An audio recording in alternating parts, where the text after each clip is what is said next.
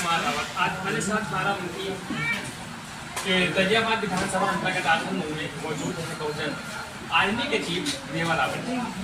Sir सबसे पहले तो आपका मेरे चैनल में स्वागत है। बहुत बहुत धन्यवाद आपका और आपके चैनल का। सर आपका यहाँ का आने का मेन मकसद क्या है?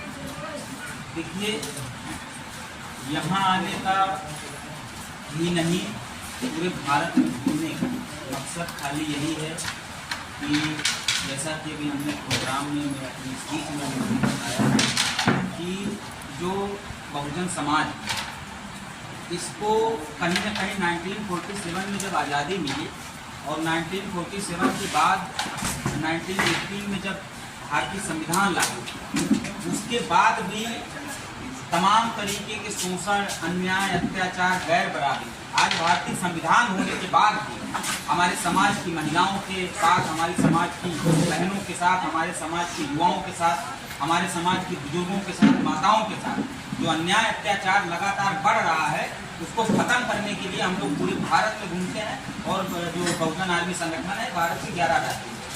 आपका संगठन कैसे काम कर रहा है, किस मुद्दे को लेकर काम कर रहा है, राजनीतिक? देखिए, मेरा संगठन जो है वो नॉन पॉलिटिकल होता है, किसी भी पॉलिटिकल पार्टी से इसका कोई मतलब नहीं है।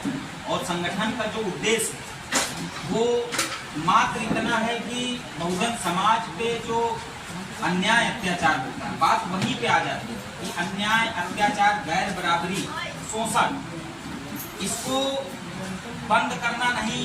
और जो सबसे ज्यादा हरामखोरी कर रहा है, मैं ब्राह्मण ठाकुर, मैं खुल के बोल रहा हूँ कि जो ब्राह्मण ठाकुर वो अगर हमारे समाज की बहनों, बेटियों, युवाओं के ऊपर अन्याय अत्याचार होता, अगर वो नहीं बोलेंगे तो हम उनको कुछ नहीं कह सकते। लेकिन विडंबना ये है, दुर्भाग्य इस बात का है कि हमारे ही लोग, हमारे ही जिले में आप देख लीजिए कि बाराबंकी जिले में सांसद उपेंद्र रावत, यहाँ की 3 सीटें सुरक्षित हैं।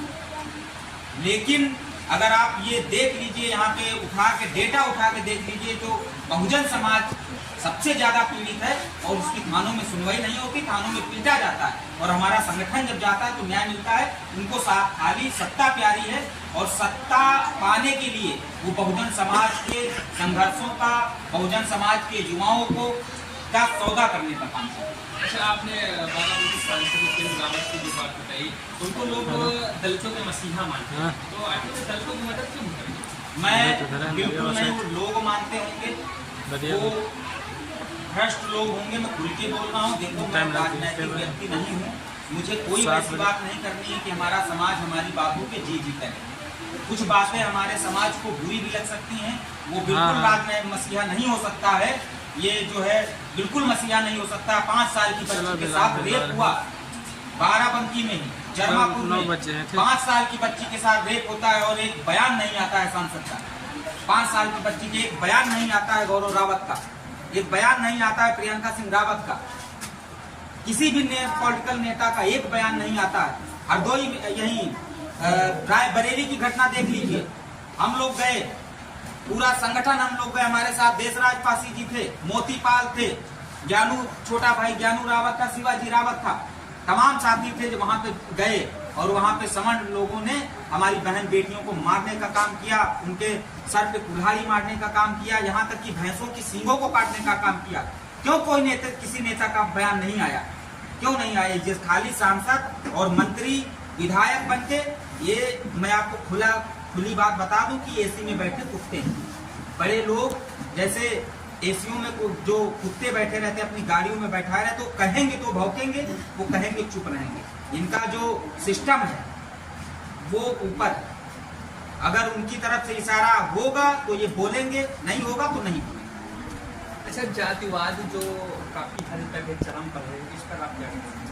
देखिए, जातिवाद बहुत ज्यादा है और मैं वही कह रहा हूँ, लड़ाई ही हमारी इसी बात की, हमारी लड़ाई ही इसी बात कि डॉक्टर बाबा साहब अम्बेडकर ने आर्टिकल 14 से लेकर 20 तक हमको अधिकार दिया। संविधान हमारे सामने है, इसमें आप पढ़ लीजिए। समता, समानता, बंधुत्व, भाईचारा, आर्टिकल 14 से लेकर 20 तक हमको तमाम तरीके के अधिकार डॉक्टर बाबा साहब अम्बेडकर ने दिए। उसके बाद भी अगर जातिवाद है तो कहीं ना कहीं उसका जिम्मेदार हमारा समाज है।